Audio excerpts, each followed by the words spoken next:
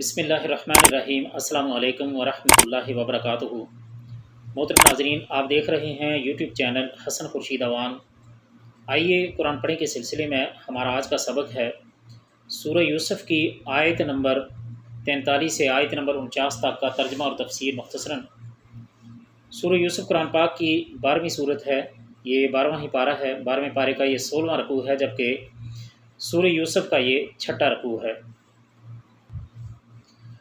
اعوذ باللہ من الشیطان الرجیم، بسم اللہ الرحمن الرحیم۔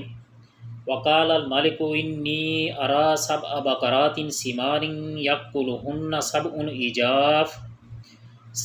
عجاف وسبع سنبلات خضر واخر یابسات یا ایہا الملأ افتونی فی رؤیای ان کنتم للرؤیا تعبرون۔ اس آیت مبارکہ کا ترجمہ ہے، بادشاہ نے کہا، میں نے خواب دیکھا ہے 7 موٹی تازہ فربا گائے ہیں جن کو 7 لاغر اور دبلی پتلی گائیں کھا رہی ہیں، اور 7 بالیاں ہیں ہری ہری اور دوسری 7 بالکل خشک۔ اے درباریوں، میرے اس خواب کی تعبیر بتلاؤ اگر تم خواب کی تعبیر دے سکتے ہو۔ قالوا اضغاث احلام وما نحن بتأویل الاحلام بعالمین۔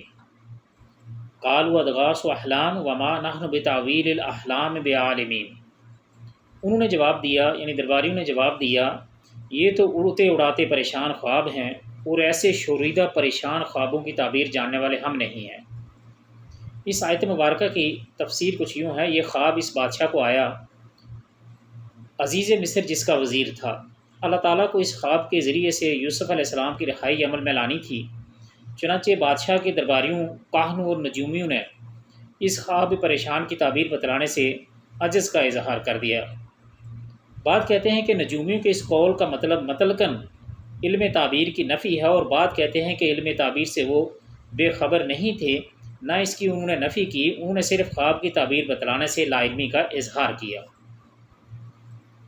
وقال الذین نجا منہما وادکر بعد امۃ انا انبئکم بتأویلہ فارسلون۔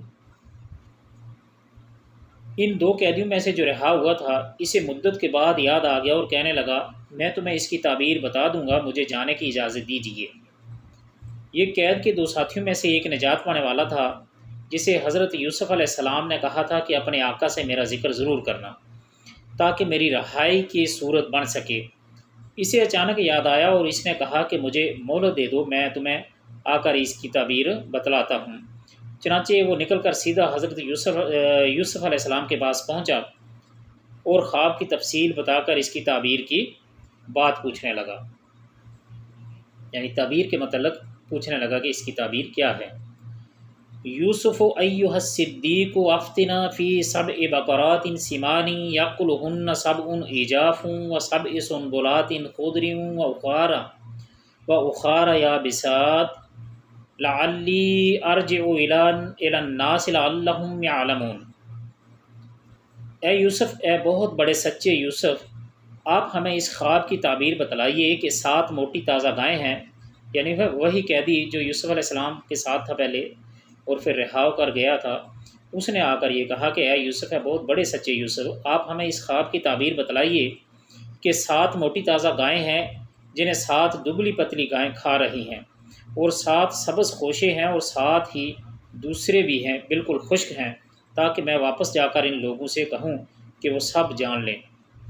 یوسف علیہ السلام کے ساتھی کو یہ جو واقعہ بلا دیا گیا، تو اس میں بھی میرا خیال ہے یہاں تک کہ علماء مفسرین شاید کچھ بھی کہیں، لیکن یہ بھی اللہ تعالیٰ کی خاص مصلحت تھی، شاید یوسف علیہ السلام کی اتنی جو قید تھی، اتنا عرصہ 7 سال یا 9 سال یا 10 سال جو بھی، وہ اللہ تعالیٰ کو منظور تھا، اتنا عرصہ انہوں نے جیل میں رہنا تھا، تو اسی لیے اس کے ذہن سے یہ واقعہ ہی نکل گیا، حالانکہ اتنا بڑا واقعہ تھا کہ یوسف علیہ السلام نے ان جو 2 ساتھی جو جیل میں گئے تھے اتنی بڑی تعبیر کی، انہیں بتایا تھا کہ تم میں سے ایک جیل ہو جائے، ایک کی رہائی ہو جائے گی اور وہ بادشاہ کے دربار میں جائے گا اور وہاں جا کر شراب نچوڑے گا، انہیں شراب پلائے گا، اور دوسرا جو ہے اسے پھانسی دے دی جائے گی۔ اور یہ واقعہ ہو گیا، سچ واقعہ تھا، اور اتنا بڑا سچا واقعہ کوئی آدمی زندگی بھر نہیں بھول سکتا۔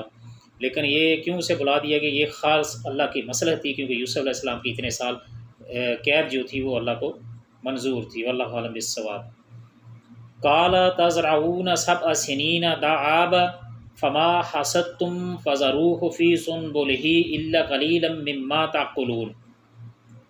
یوسف نے جواب دیا کہ تم 7 سال تک پے در پے لگاتار حسب عادت غلہ بویا کرنا اور فصل کاٹ کر اسے بالیوں سمیت ہی رہنے دینا، سوائے اپنے کھانے کی تھوڑی سی مقدار کے۔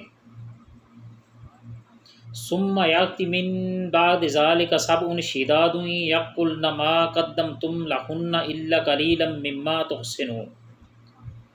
اس کے بعد 7 سال نہایت سخت قید کے آئیں گے، وہ اس غلے کو کھا جائیں گے جو تم نے ان کے لیے ذخیرہ رکھ چھوڑا تھا، سوائے اس تھوڑے سے کہ جو تم روک رکھتے ہو۔ حضرت یوسف علیہ السلام کو اللہ تعالیٰ نے علم تعبیر سے بھی نوازا تھا، اس لیے وہ اس خواب کی تہہ تک فوراً پہنچ گئے۔ انہوں نے موٹی تازہ ساری جو 7 گایوں سے 7 سال مراد لیے جن میں خوب پیداوار ہوگی، اور 7 دبلی پتلی گایوں سے اس کے برعکس 7 سال خشک سالی کے۔ اسی طرح 7 سبز خشک خوشوں سے مراد لیا کہ زمین خوب پیداوار دے گی، اور 7 خشک خوشوں کا مطلب یہ ہے کہ ان 7 سالوں میں زمین کی پیداوار نہیں ہوگی۔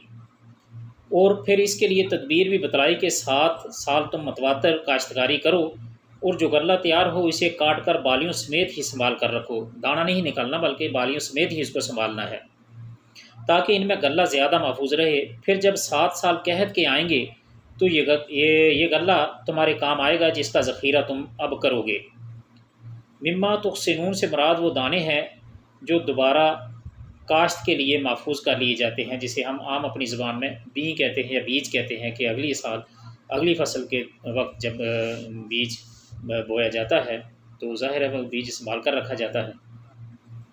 ثم یأتی من بعد ذلک عام فیہ یغاث الناس وفیہ یعصرون۔ اس کے بعد جو 7 سال آئے اس کے بعد جو سال آئے گا اس میں لوگوں پر خوب بارش برسائی جائے گی اور اس میں شیرہ انگور بھی خوب نچوڑیں گے، یعنی قحط کے سال گزرنے کے بعد پھر خوب بارش ہوگی جس کے نتیجے میں کثرت پیداوار ہوگی اور تم انگوروں سے شیرہ نچوڑو گے، زیتون سے تیل نکالو گے اور جانوروں سے دودھ دوہو گے۔ خواب کی اس تعبیر کو خواب سے کیسی لطیف مناسبت حاصل ہے جسے صرف وہی شخص سمجھ سکتا ہے، یعنی وہی شخص سمجھ سکتا ہے جسے اللہ تعالیٰ ایسا صحیح وجدان، ذوق سلیم اور ملکہ راسخ عطا فرما دے جو اللہ تعالیٰ نے حضرت یوسف علیہ السلام کو عطا فرمایا تھا۔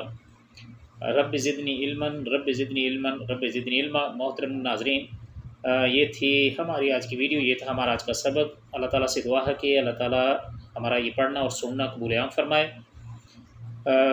لیکن ویڈیو کو ختم کرنے سے پہلے آپ سے گزارش ہے کہ اگر آپ نے ابھی تک ہمارے چینل کو سبسکرائب نہیں کیا اور آپ پہلی بار اس چینل پر تشریف لائے ہیں اور آپ کو یہ ہمارا سلسلہ پسند آ رہا ہے تو چینل کو ضرور سبسکرائب کیجیے اور ساتھ ہی موجود بیل کے آئیکن کو بھی ضرور دبا دیجیے تاکہ ہر آنے والی ویڈیو اب تک بر وقت پہنچتی رہے۔ ملتے ہیں اگلی ایک ویڈیو میں۔ اللہ تعالیٰ آپ سب کو اپنے حفظ و امان میں رکھے۔ السلام علیکم ورحمۃ اللہ وبرکاتہ۔